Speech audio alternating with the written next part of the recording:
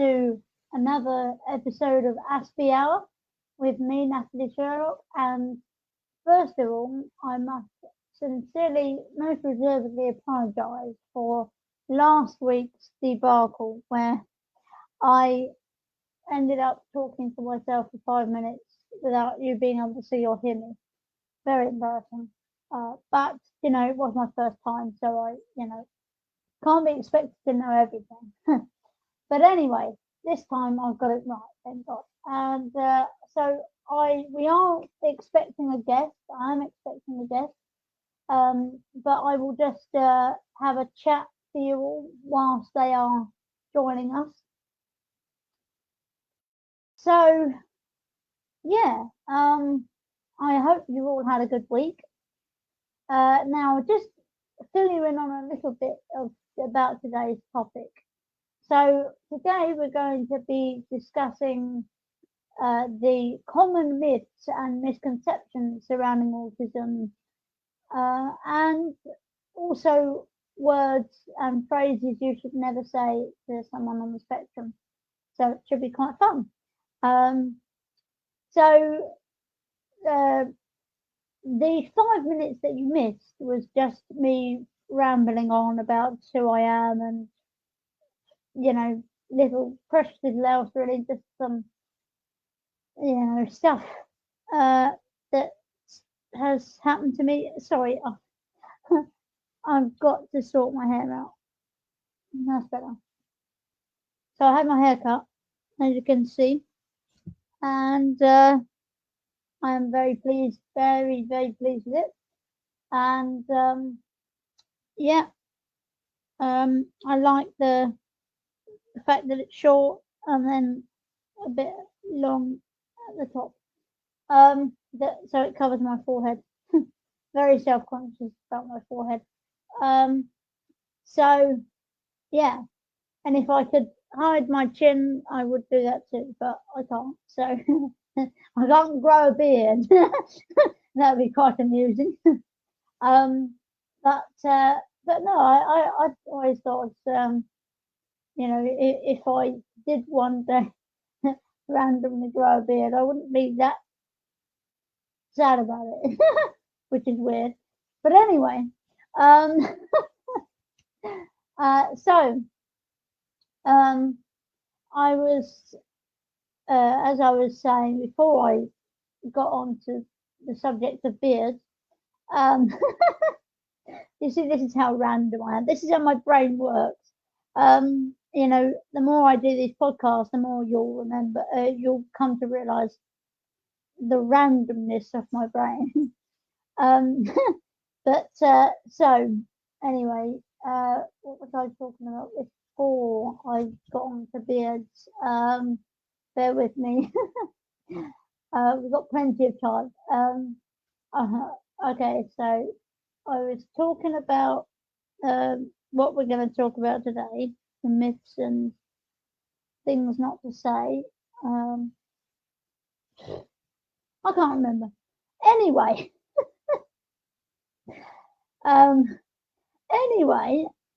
so maybe I will go right back to basics, like whilst we're waiting for my special guest. So I was diagnosed with autism, well, Asperger's syndrome, when I was 18, and I went through, up until that point, I had very difficult time, but I won't, bore and depress you with it all at the moment. But what I will say is that I am much better for my diagnosis now that since being diagnosed with Asperger's, my life has changed dramatically for the better. So obviously at school, you get bullied and everything like that because you're different. But it was more than that. But during the 5 minutes that you missed, I was talking about how I, one of my teachers was actually, well, I want to be delicate. All right, I'll just say, I was emotionally abused by my teacher at school, which as a result, I developed epilepsy from the ages of 9 till 12. Yeah, which is only so. I know it's only 3 years, but 3 years is enough. 3 years of suffering is enough. So it was because my brain couldn't process what it had been through in the previous year, and so I was 8 at the time of the horrible teacher, and I was 9 when the seizures started. But they finished when I was 12, thank God, and I am very, very lucky to be here. Let's put it this way. So during the last seizure I had, I stopped breathing for a minute and a half, and my lips were blue and everything. So it was quite dramatic. But I don't remember anything because I was unconscious. Hello! Right, okay, so Jacob, we now have Jacob, thank God. Hooray! Hello! I can't actually see or hear you yet, but I know you're here. Can you say something to me? Is your audio connected? Okay. He's there, but I can't see him.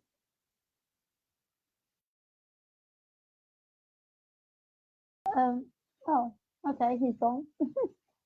Hopefully he'll be back in a minute. Well, that's something anyway. At least we've seen him. We know he's about. So hopefully he will rejoin us in a moment. Ah, right.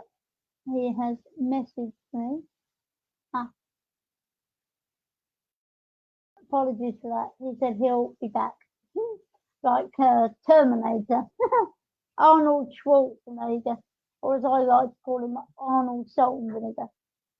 Apologies for the noise. I'm just stretching my legs. So, yeah. So I'll just wait for Jacob to come back. So in the meantime, I could also touch on a bit about obsession. So, yay! Right, here we go. Come on, come on, come on. Please work, please work. Come on. Yes. Oh, that's more than we had before. Oh, things are happening. Drum roll, please.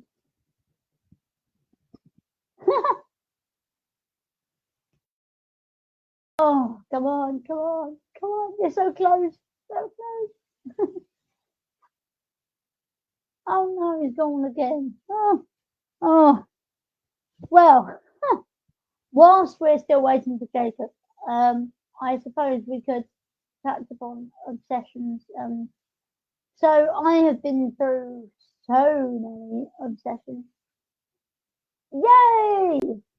Hello, finally. Can you hear me? Yes, I can. Oh, thank goodness. See, I tried loading up like multiple different times. Yeah. And for some reason the camera just does not want to load up for whatever reason. So well, you're here what now. do you do? You're here now. Thank goodness. Yeah. So Jacob, you'll say hello to, well, at the moment nobody, but I'm sure some people will end up turning up at some point. Yeah. Well, we had like we had two. We had the most we've had is 2 so far, so that's good. But they disappeared. Yes. I know. So probably, hello, Natalie's audience. I'm Jacob. For those that don't know me, I'm a Natalie. We need. Very kind. yeah, what we need, like, is like a fan name, like something to call my fans, like Hmm. like people that like certain things are called certain things, like people like, Oh, yeah, like a fan name, like yeah, like a common, nickname that's yeah, synonymous with fans of the show. exactly, exactly, like Hmm. you got Um, Hoovians, the Potterheads, that kind we can go with the autistic kid that's really into Stuart Little. of thing. Oh yeah, brilliant. So that, uh, I'll go with that for my fan name well, for the rest yeah, of the audiences. funny enough, I was just saying, whilst I was waiting for you to join, I was talking Hmm. about obsessions, sort of like, because a lot of people on the spectrum, it's a very common trait to have an obsession or specialized interest of some kind. So Hmm. I was just saying that I've had of special interests, like throughout my life.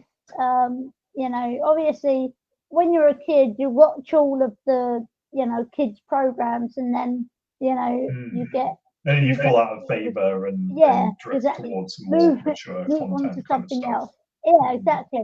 But for a time, one of my biggest obsessions I remember is with a cartoon called Dog Tanyan and the Musket Hound, and it was, D'Artagnan and the Musket Hounds. I've never yeah, heard of that. This is missing CBBS out. or No, CBBC? no, this is an old program, Right. but it is absolutely brilliant. And well, basically, it's about a dog. It's all like dogs and cats, right? Hmm. The show, and he is a uh, he's like a kid, uh, and uh, he lives in France. He's French, Hmm. and it's set in France. And his dad is a very sort of high up, sort of soldier. And one day, a chap comes to visit them, and he's like one of the king's, swordsmen or whatever. He's very high up, and Hmm. he says to Dog Tanyan, "Oh, you'll have to come and you'll have to go to Calais and fight with the musket." So he becomes obsessed with the idea of becoming a musket hound. So the Interesting. three What kind of musketeers. time period does this take place during? Oh well, the musketeers were in six. Oh, were they 17? I did research this actually because Hmm. I started writing a book about it's like 1700. I can never remember. I always Interesting. get Yeah, confused. I've never been Hundred. too Yeah, familiar upon. I'm aware of, say, the Three Musketeers, but yeah, that's as far to my extent of yeah. the Musketeers go. Go. Yeah. Well, they were, the king's special handpicked soldiers. The king of France, that is, of course.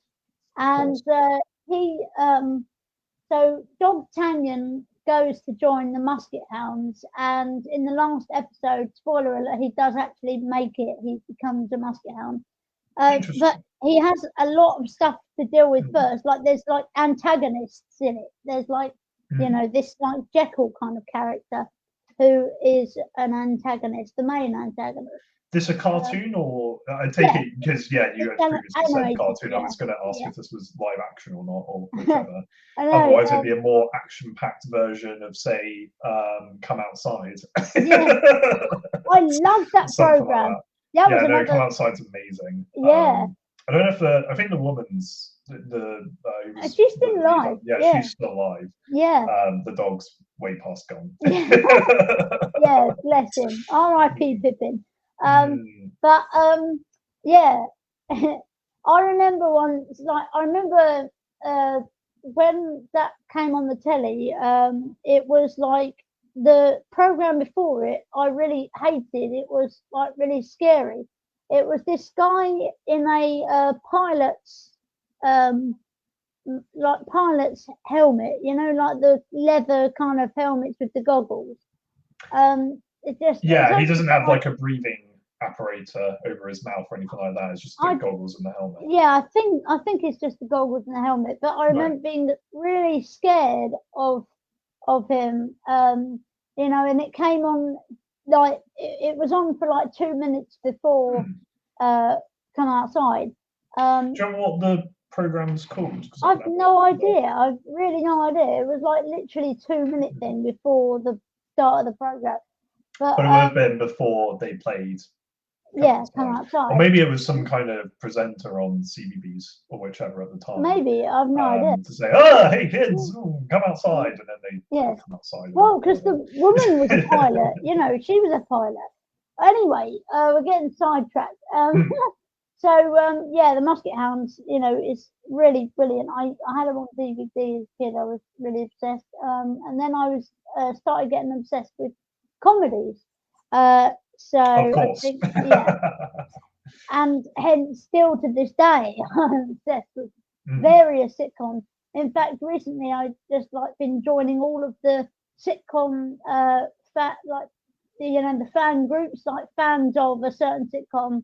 And there's Facebook groups of. So there's various different Facebook pages that are dedicated to fans of said particular. I don't know if like obscure sitcom is the word for it, but it could be argued there are some like obscure sitcoms from say like the 70s or the 80s. Yeah, exactly. That not many people would remember know about nowadays. Yeah. But they still have their fans and definitely. I mean, I am a member of the classic British sitcoms fan page on fan group on Facebook. I thought you were going to say fans of British Sitcom Society or something like that. But it is in theory a society that is on Facebook. Exactly, on the internet. Exactly. But I also really love George Formby, and I really want to join the George Formby Society, but it costs like you have to pay to join. But I don't know if that's a yearly fee or a one-off fee. I'm assuming it's a yearly fee. But you know, I love all the songs and that. You know, I used to be able to play when I'm cleaning windows on the ukulele, but that went a bit. I can't do it anymore. Did you used to have a ukulele and then I assume the strings broke on it? Yeah, well, actually, you're exactly right. I lent it. I made the mistake of lending it to my at the time next door neighbour, and she broke the string on it, and it was never the same again. But like since then, I've lost the book. Like I did buy a new ukulele, but then I've you lost the book. Chord notes. Exactly. If you've got there's if you're looking specifically for a certain song that has the chords, I think you can find some on YouTube. Definitely. That have chords specific to say those playing on ukulele. Probably not every song in existence, but the most well-known songs. There'd be some sort of ukulele rendition with someone instructing on which chords to play. So obviously, as you can see, probably hopefully by my headphones, I'm also a Whovian. Indeed, very good, very good. I quite like. Well, I haven't watched Doctor Who in ages. No, exactly. Mainly just because it's sort of fallen out of favor. I used to really like watching Doctor Who. When it was David Tennant and mainly Christopher Eccleston was the first that I'd seen. Then David Tennant. Then Matt Smith. The first season of Matt Smith, and then things got like really off the rails. Went downhill from there. I stopped watching after that point. I'd heard then that Peter Capaldi joined. It was okay. There was some sort of injection of political ideologies, but it wasn't as bad until Jodie Whittaker, which I not a lot of people like her as an actress, but I actually think she's pretty good. She had she was previously in Attack the Block. Was she? She was, If you've seen Attack the Block or for any of our audiences that have seen Attack the Block, which is the 2010 John Boyega, what do you call it? Lead breakout film, if you will. That was his major, first kind of film that really got him into Star Wars and various other big Hollywood projects. I remember the trailer of Attack the Block. Like I remember briefly, like but I think Attack the Block was quite similar to Cockneys versus Zombies. Oh, really? I've not seen Cockney versus Zombies. No, but I'd imagine it's similar in that you've got British urban setting, and then you've got a bunch of you've got a gang of fighting, unlikely heroes, if you will, that are then fighting up against mutants or zombies. But I do love Shaun of the Dead. That is a banging film. Like Shaun of the Dead. Yeah. Indeed, it's a classic. Yeah. Absolutely. But Simon Pegg, so obviously the Simon Pegg trilogy, including Hot Fuzz. Hot Fuzz was the first trilogy. Yeah, and then so the fence jumping trilogy, because they did it. Because they're jumping constantly. Well, they jump over a fence in at least every single one of their films. Exactly. So I like that trilogy. So the most recent Simon Pegg, but obviously they did Slaughterhouse. I would also extend that, not technically, because I don't think Edgar Wright directed said film, but you could also count Paul. Even though there's no Cornetto or whichever, it is both Simon Pegg and Nick Kroll, duo. Yeah. And very sort of similar sort of comedic antics. Yeah, definitely. Adolescence. I've actually themes. And that funny enough, I've actually borrowed Paul from my next door. No, not my next door neighbour, but my neighbour across the road. And I haven't yet watched it, but I borrowed it, and it's on my list of things to watch, along with Jumanji: The Next Level. I saw the first one, Into the Jungle, and because I was going to say, was it the 1995 Robin Williams or the Jumanji: Into the Jungle? Yeah, to be honest, I actually did. I know I'm probably going to get slated for this, but I enjoyed the Into the Jungle more than the 1995 Robin Williams film.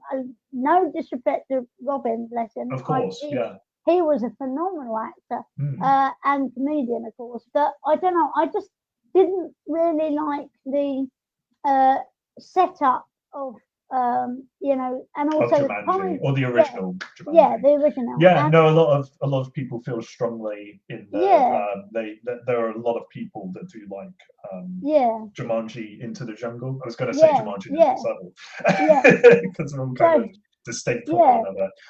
But the Into the Jungle, a lot of people did quite like it. I myself haven't seen any of the Jumanji films. I'm aware of them and what they're about, but I haven't seen any of them. I'm aware that because Jumanji is, it's based on a board game, and then the board game comes to life. Precisely. That kind of stuff.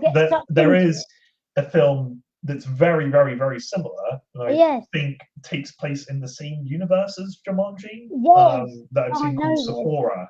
Now, I don't know whether you've seen Sephora. I think it's a case of, if you weren't a big fan of Jumanji, and I don't know how well they did the board game coming to life premise, but I think it's done a lot better in Sephora, because you've got the sort of isolationist space setting where you can generally do whatever you want without it being in the context of being in the sort of real life city and that kind of stuff. Because I'm aware of Jumanji, it's all quite grounded. And there's no, going into space or anything like that, or being transported into a different location. Well, exactly, because obviously in Jumanji: Into the Jungle, there is the whole element of it's now a video game, and they get sucked inside the game, and they have to complete the levels to escape and survive.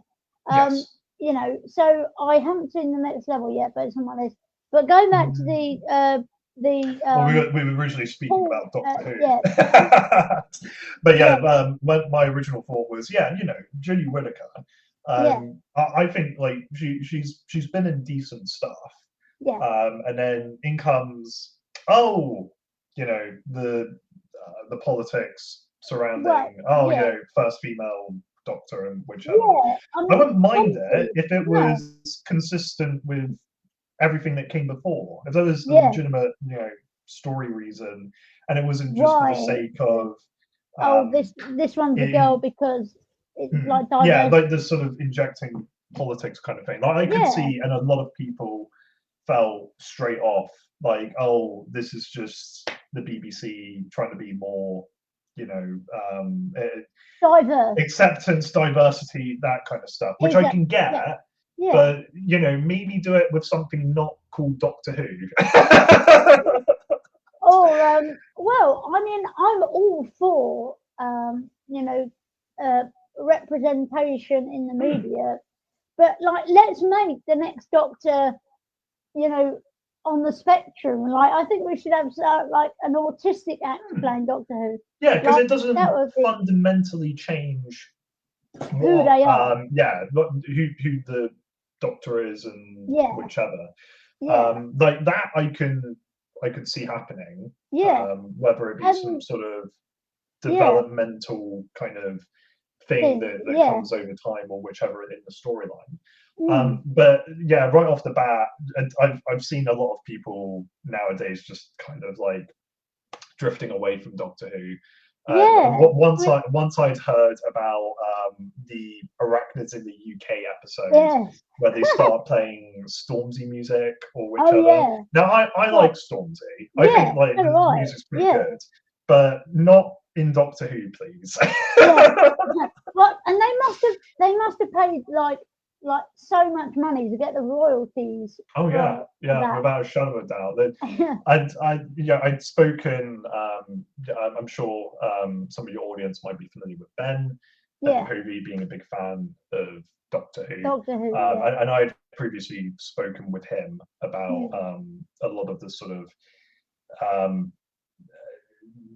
of downfall of the series and kind of who's running the show at the moment with this Chris. I can't remember his surname, but he's supposed to be the main showrunner behind the Jodie Whittaker series. Chris Timmel. Chibnall. Chris Chibnall. And him just generally not really giving a damn about adhering to audience expectations or having compelling good stories, or just admittedly saying outright, that story's bad, whatever.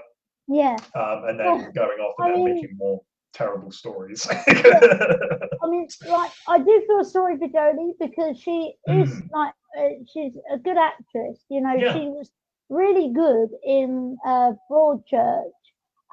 Yes, because I was thinking there was other programs that she'd been in. I was like, what else had she been? And Broadchurch with David Tennant. So like, she's clearly proven that she can do good work. I haven't seen Broadchurch, mind you, but I'd imagine it's pretty decent in that. But it's unfortunate that because she's been connected with such a passionate fan base, sci-fi series like Doctor Who, that she's automatically she's thrown under the bus to the adherence of BBC's diversity agenda. To the point where it's that above all else behind the story writing and things making logical sense. Which to me, I see that as the most important thing. Your diversity and whatever messages you want to have comes second, but you need to have a good story. That should be pretty self-explanatory, that's compelling as in is engaging and all the rest of it, and then you can make your clickbaity articles of you could have for Ragnarok this character's a lesbian, Okay, cool, thanks. Not like I needed to know that, but okay, sure. Yeah. But like if it's I don't know, like a romance story or whichever, it's like it's a fundamental part to that character, then sure. But we can already guess that, like from the fact that if they start dating a woman, like go on. Yeah, no, like if a woman starts dating a woman, you obviously instantly know that they're a lesbian. Like, you don't need to be told. You can work that out for yourself. That, I spoke with a couple of friends about some of the stuff that's going on within the Chatterboxes project, and how they've got the groups at the moment going on to, I don't know, sing The Greatest Showman and then all together and then they've got my involvement. I'm no thanks. And my modus operandi, if you will, is I can appreciate your messages of acceptance and respect for one another. Cool, but you don't need to make a whole song and dance about it. Which is quite ironic because it's a musical. Because it's a musical and all the rest of it. Here's something, right, that I'm going to say openly on stream, right? Okay. I am bisexual, right? But I don't make a song and dance about that. That's not something that defines me. No, whilst that might, go off and define other people, and that might be like a side hustle. who they, I don't know, want to be or whichever. That is their single point of this is who I am. That is what defines me as a being. But that's not, I'm not one of those people to wave around a rainbow flag or a flag that relates to the sexuality of whatever I identify as, because I just want to get on with life and do what I want to do. It just happened to be, so that's really good. So that's excellent. So just so we can have some sort of semblance of structure to this podcast. Because we've sort of drifted from topic to topic and that kind of stuff. So we were I was set to discuss some of the myths surrounding autism and things like that. So what are the common myths that you've come across? What are the most annoying ones that you think people should know, like that is not true about people with autism? Good question. My connotation with that would be not every autistic character acts like Dustin Hoffman in Rayman. Yes, exactly. I think that's the one that kind of most people sort of lean towards. I don't have anything against Rayman. I think Rayman's a pretty good film for its time.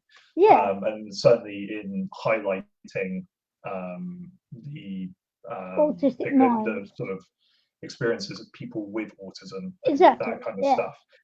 But at least you can say it was done with some level of sincerity. Whereas then you've got sort of other films that sort of latch onto that. It's if you've ever seen Tropic Thunder, the Ben Stiller, Jack Black comedy about making a Vietnam War film. I can imagine that is quite anarchic. It's quite out. Yeah, it's quite out there. I mean, Robert Downey Jr. He's in blackface. Jack Black is a comedian that snorts Class A drugs. Ben Stiller is a wannabe. He's an action hero that sort of drifted away from the spotlight, and so he tries entering more. So he's doing repeat action sequels, and he wants to do something more artistic or something that's a little bit more serious, and he does a film called Simple Jack. Now, for anyone that's seen Tropic Thunder and knows what I'm talking about, then you'll get me on this. But there's a trailer for Simple Jack, and it's clearly an actor that's just using what do you call it? A stereotype of someone with a disability, and everyone's like, oh, the film bombed at the box office and they got negative reviews, and excuse me, and yeah, everyone hates the film. And there's the infamous line from Robert Downey Jr., never go full. And yeah, it's very, very sort of meta for even things that go on today within the Hollywood industry. And that kind of stuff. I think you hit on something there about stereotypes of autistic people. So there are lots of stereotypes surrounding autistic people. One is that we are all mathematicians. I mean, I failed my GCSE. I sucked at math. I hated it. Me too.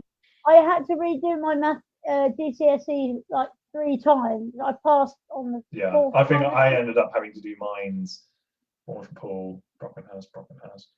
I think I ended up having to do mines 4 to 5 times. I mean, around about 4 times. Yeah, exactly. I mean, I'm like really terrible at math. But also that we're all like Sheldon Cooper, but the thing about Big Bang Theory is that Sheldon Cooper is the stereotypical Aspie, and I think first of all he's a man, which is like to start with, like that's another myth that So everyone kind of assumes that everyone with Asperger's syndrome acts as Sheldon Cooper. Bazinga. But also, but it is interesting though the fact that they touch upon these things in Big Bang Theory, but the fact that he has comorbid OCD with that, the 1 2 3 penny, 1 2 3 penny, 1 2 3 penny, has to knock 3 times and say penny before he enters the room. It's interesting because I'd read around and the showmakers not really wanting to kind of define what kind of whether that be intellectual disability or physical infliction that's within the head of Sheldon Cooper. And really sort of interesting to read them sort of like skirt around the whole kind of he has some things that relate to Asperger's and autism, but it's not really. I think they kind of skirt around it because they don't want it to be connected to something single, so that then it can just be sort of interpreted with various other different mental afflictions and that kind of stuff. Yeah, definitely. I think, but also it's I find it annoying when people say, "Oh, you don't look autistic." So literally, can we just stop this now? I'm literally going to fine people £1 next time they say that. Yes, the whole you don't look autistic. That would that would apply more so with me because I'm a little bit more, I don't know, high functioning or mentally developed, if you will. Exactly. So you'd think luckily I've never had that. Thank goodness. No. But that would more so be the connotation with someone like myself. Someone I say, hey, I'm autistic and whatever, high functioning. They're like, really? You don't look like the regular autistic people, because the connotation, the association of autism being mainly synonymous with people who are low functioning or don't have the social skills or the developmental capability to be able to do that. But I mean, it's one of those two-way. Well, I mean, you know when you start a sentence and you really have no idea. It's like, what the hell you're saying. What was I going to say? And that kind of stuff, indeed. Whilst you're gathering your thoughts, I'm just going to turn the lights on in my room. I'll be quick. Yeah, sure. Yeah, so I hope you can all hear me, and Jacob, of course. Yeah, I've been kind of worried because I've only just realised that I have my microphone plugged in, so but it was kind of far away, so I don't know if you got any of the first half an hour of my podcast, but if you did, then hooray! Thank God. So yeah, sorry, I can hear myself back to myself. It's very distracting. Although people that stutter is actually helpful for them. So yeah, and so anyway, I think that it is really important for people to stop saying you're not autistic. You know, if we tell you we're autistic, then believe us. we know more about it than than you do. Well, obviously, some people might know lots about autism if they have someone that they're very close to with autism or whatever. But I think I was once told by a friend of my cousins actually, oh, you're not autistic, you don't have Asperger's, and I was like, what do you want the doctors know? Like, what do you want, my care plan? Hello, Mac. Wash my face and I'm refreshed. Excellent. So I was just saying while you were gone, like I once had someone tell me, "Oh, you don't have Asperger's," and I was like, "Oh dear." And I was like, what do you want a doctor's note? Like, exactly. I think it's more so common if you've got, say, if you get like discounts or something like that, or there's some kind of special, I don't know, adherence. So they say like with people wearing face masks and that kind of stuff. And then you're like, oh, why aren't you wearing a face mask? And then you say, oh, well, I've got this condition or whatever. Yeah, exactly. Like, really? You don't look like you have that condition, and then you've got to, give a doctor's note or whatever. I mean, I was actually, this was before the pandemic, actually. So, but also I do wear masks. So do I.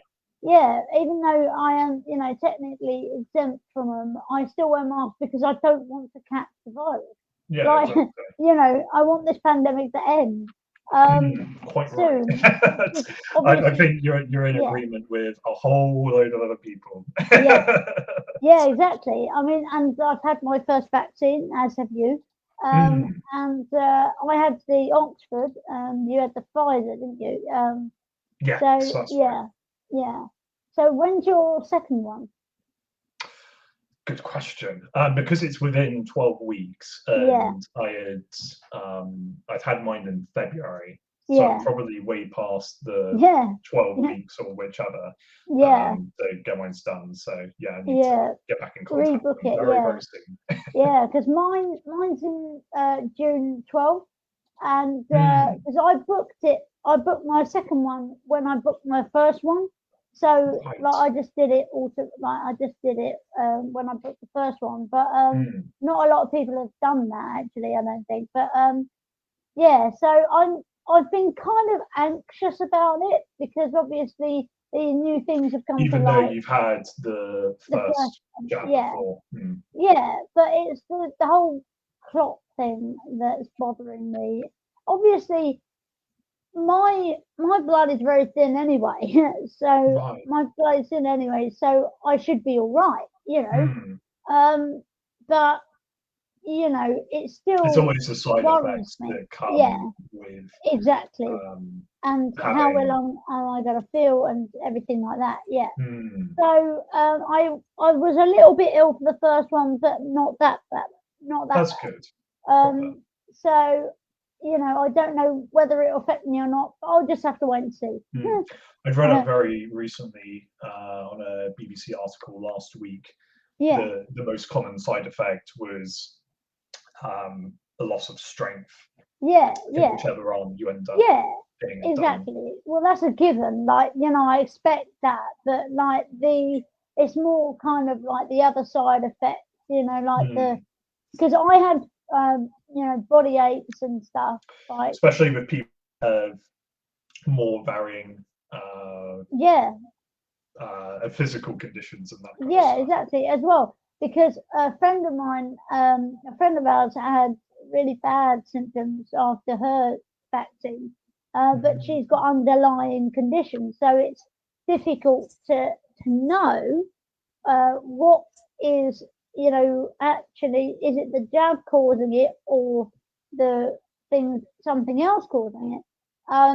But like it's just, you've got to actually just weigh up the risks and that. And I think that like, now I've had it, I'm like telling everyone that they should have it, because it's so easy, and I mean, it's such an awful illness, and I wouldn't want anyone to get it, so it's wouldn't better. wish on my worst enemy. Yeah.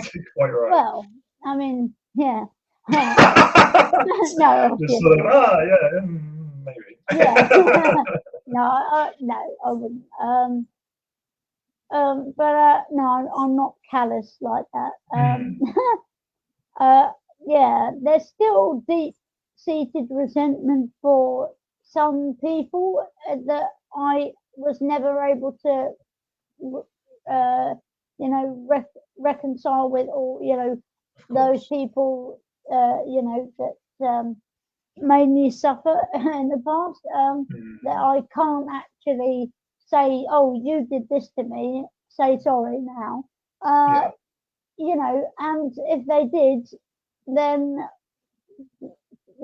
what? It's whether they're able to realise what they had done. Exactly. And whether they're able to, look back at past mistakes and then they'd be able to apologise. I've had quite a few individuals in my lifetime that may have done wrong. Certainly in secondary school and that kind of stuff. And whether they'd be willing to come forward and say, "Hey, that was stupid of me. Realize what I was doing at the time. I'm sorry." And it's the same with me as well. We're all a bunch of stupid kids that don't know any better in a secondary school environment. Yeah, exactly. So, well, I mean, it's being able to recognize both sides of the fold, if you will, and being able to then move on. Yeah, that brings to mind actually an episode of Frasier. It's another brilliant comedy that I like, but also, Frasier, Niles, and Lilith, all Aspies in my opinion. So, like, it's so clear to me that they are all on the spectrum. Like all those three characters. Frasier, obviously, Niles more actually. Niles would be probably more displaying more of the traits, but also Lilith, Frasier's ex-wife, in the show. Yeah, but I just love it. I love it. But anyway, in this particular episode, they have a plumbing problem, and Frasier tries to fix it, but he messes it up. And not being, a qualified plumber, it's quite easy to mess it up. So he enlists the help of these plumbers, and it turns out to be their school bullies. And no, it's really funny actually, because Niall starts out as really, wanting to get, stick the guy's head down the toilet and what have you. And he goes like, he's like really mad at Frasier for not letting him give the guy a swirly. And then he he's actually he actually sits down and talks to the man that bullied him, and is able to say, "Oh, he did this because X, Y, and Z," and that the guy actually was sorry for the way he treated him at school. But Fraser, on the other hand, did not take his own advice at all, and actually, put the guy's head down the toilet. So it ended badly for Fraser, even though he gave Niles some good advice, like talk it through with him, sort of say, this is how you made me feel, and it's like, why did you do that? Very good. I haven't seen Fraser. I want to, get into Fraser because it sounds like a good comedy program. I've seen some clips from the show, but nothing. So really it's actually in context. it's actually a spin-off from Cheers, which is another program. Oh, like it's I thought Fraser was his own kind of separate thing. But no, it's a spin-off, you see. So his dad, he lives with his dad in the show, which John Mahoney now has sadly passed, but they've been thinking about doing a remake without him. Well, obviously. Interesting. But although nowadays you can bring back to life people from the dead. I saw a commercial only this evening. Oh goodness! With well, I mean that's been ongoing for years. You've had they've done Audrey in Hepburn, various different ways, whether it be legitimate or not. I've heard like a couple of years ago that they were planning on bringing back James Dean from films of the 50s like Rebel Without a Cause. And it was some kind of film where it was him and his dog, and it took place during the Vietnam War. Oh, really? Yeah, I haven't looked it up, but apparently through some sort of special technology, digital technology similar to what they used on Star Wars Rogue One, where they brought back the actor that played I've forgotten his name for the life of me, but the guy that plays Grand Moff Tarkin in Star Wars: A New Hope. Right. I've got to look up the name now. And they brought his likeness. Obviously, it was voiced by a different person, but they got permission to use his likeness. And digitally morphed it over the actor's face. So I saw this evening. I saw an advert for an energy company, and guess who was in the bar? Albert Einstein. Oh, sorry. Someone acting in live action. Albert Einstein, or was it through footage of Albert Einstein that's in the public domain? Right. It was copyrighted. So I think what they did was took his face and digitally edited it, like so that this guy could sit in the bathroom, look exact and sound like Albert Einstein. But but there was a thing on Room 101 where Jonathan Ross was saying he tried to put in celebrities advertising companies using dead celebrities in their advertising. I remember. I think there's some vehicle. I was going to say video. It is a video. A vehicle commercial with Steve McQueen. I don't know if it's Volkswagen or some other vehicle company, but they had used some, I don't know, public domain footage. And then ended up being altered of for course, the commercial or whichever. I mean there are some good uses for it, like I'm assuming you know who Neil Brenner is, the famous actor. He was the King and I, then cowboy movies. Well, anyway, I haven't. No, unfortunately. It sounds like he's quite a prolific actor. So he did a commercial after he was dead, telling people not to smoke, but it was a PSA, you know. It was like, had he filmed this before he died. I his think, death? I don't know, but I think it possibly was, yeah. But anyway, yeah.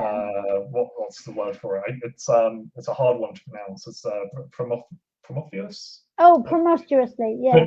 Promiscuous. Yeah. Posthumous is what I say, because it's spelled posthumous. Anyway, so we got 5 minutes left, so I just wanted to touch on phrases. I found. Oh, sorry, I was going to mention. Yeah. I found the name of the actor, Peter Cushing. Peter Cushing. Star Wars. Of course.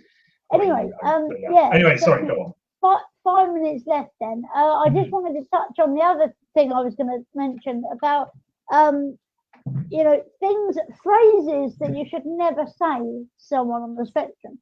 And obviously there are the obvious ones, like you don't look autistic, or you know, like whatever. But there are some things like the triggering phrases, you know, sort of during meltdowns, or like that precede meltdown, that cause meltdown. Like, why did you? So I assume that there's phrases related to people. Now, I myself have never experienced a meltdown in this sort of autistic sense. There are things like, say, emotional You're very lucky. breakdown or meltdowns. Yeah. But I've never experienced anything like that to the sort of extent of being specific for people with autism. Yeah. So I take it you've had quite a fair share of experiences that go along with people that are synonymous phrases that go along with people who have Asperger's or autism who end up having it's more to do with it's more to do with like saying unhelpful things. For example, if I'm if I do something and Mum says, "Why did you do that?" That is triggering to me, because it's like, because obviously it's out of your control, where you don't have any sort of. I suppose it's almost a bit like tunnel vision, where you're sort of focused on one thing, whether that be releasing some sort of emotion, whether or whichever, exactly. And you know, in the fit of rage, if you will, punch a wall, exactly, and then you say, "Oh, well, why did you do that?" Yeah. Well, because they didn't mean to do that. No, exactly. Which I did actually do the other day. But yeah, you know, that is, and I've vowed now to stop doing that. To stop doing the whole self-injury thing. But you know, it's to me, it's triggering the mindset. Why did you do that? Or like, even if it's before a meltdown, like for example, we went to the storage lockup the other week, and I closed the boot before she'd finished getting the stuff out. And she goes, "Oh, why did you do that? You know, why did you close the boot?" And I was like, you know, it wasn't even, because you're interpreting whether it be your mum or someone else. Had finished unloading everything from the boot. Exactly. Closed the door. And I was like, no, I haven't, unloaded everything from the boot yet. Exactly. So that's all you have to say. And then so then another thing that I can't bear is when you're out and about somewhere, or you want to go somewhere or something, and something happens in between, or so for example, you're going to there's a change of plan. But also, if you're going to somewhere and then you end up in a meltdown, and then, you know, Mum will say, "Oh, we're not going, we're going home," or, you know, like that is going to make me worse. You know, that's going to make me worse, not better. It's not going to calm me down. It's going to make me worse. It's like pouring petrol on a fire. And my cousin did that once, and it blew the lid right off. It blew the lid 10 foot. Yeah, it was like it exploded. So don't do that ever. Yeah. But yeah, so we're coming to the close of our podcast now because we've only got 3 seconds left. Yeah, so that's the end of the hour. But yeah, so thank you ever so much for joining me, Jacob. It's been a pleasure. It's been an absolute pleasure. For those that are interested, I'm currently working on a mass crossover audio drama that's insane and all the rest of it. I have link. I may put a link in the YouTube, not in the YouTube chat because I keep on thinking this is YouTube. In the Facebook chat to link to the Facebook page. Because I put a lot of updates on there. This crazy media project I'm currently working on at the moment. So for those that are interested, give it a follow if you're interested. I've already said that. But for those that are intrigued by the premise, give it a follow. Support is much appreciated. So I will, of course, put all the links to the various things on the Facebook post. But also, very excitingly, today I designed my own T-shirt, and so I'm selling it through a company, a website called T-Mill, and I've just going to set up the last stages of the setting up stage, and then I will put a link to that. So the T-shirt says I don't know if I can. Is this in relation to Charlotte's consultancy, or is this one that you've just specifically made for your own sort of for my own end monetary gain? So hang on, if I share my screen, okay, no, not strawberries. All right, okay, that's a bit of a giveaway. No, that's second. Right. I think if you're looking for share screen, it'll be the. Well, it should be in the middle if you're on the broadcasting software. Oh, there you go. My site. All right, here we go. The T-shirt looks as follows. It says labels are for jars, not humans. So if you if you want to grab that T-shirt while it's stop sharing. Okay. What was the phrase on the T-shirt that you had? Because I kind of heard it, but so it said labels are for jars, not humans. So it's got a hand drawn, I might add, hand drawn on the computer. That took me ages. Did you do it for Microsoft Paint or through Photoshop? Oh, I did it through a thing. It was an app, a design software called Inkscape. Yes, you had told me about that software piece before. Very good, excellent. So Inkscape is really good because it does it in vectors instead of pixels, and vector it like makes it a really clear image, and you can resize it without it getting all pixelated and everything like that. So it's really good. So if you're like anything to do with designing logos, designing t-shirts, whatever, then I would suggest downloading Inkscape. Not sponsored by Inkscape, by the way, but I hopefully will have some when I get some more viewers and more higher notoriety. I will hopefully have some sponsors for these podcasts. But anyway, also there will be more T-shirts available soon. That's just the first one. I'm gonna only design at least one a day. One is enough for now. Work in progress. Exactly. Awesome. So the other one I'm thinking of doing is like ages ago when I first got diagnosed, I designed my own T-shirt that said it's nothing personal, it's just Asperger's. So I thought that was quite clever and funny. It's like because in a lot of cases, sometimes what I would say or what I can say to people is misinterpreted. But it's also a play on words because it's nothing personal, it's just business. That phrase, nothing personal, it's just business. So I played around with it. So play on words.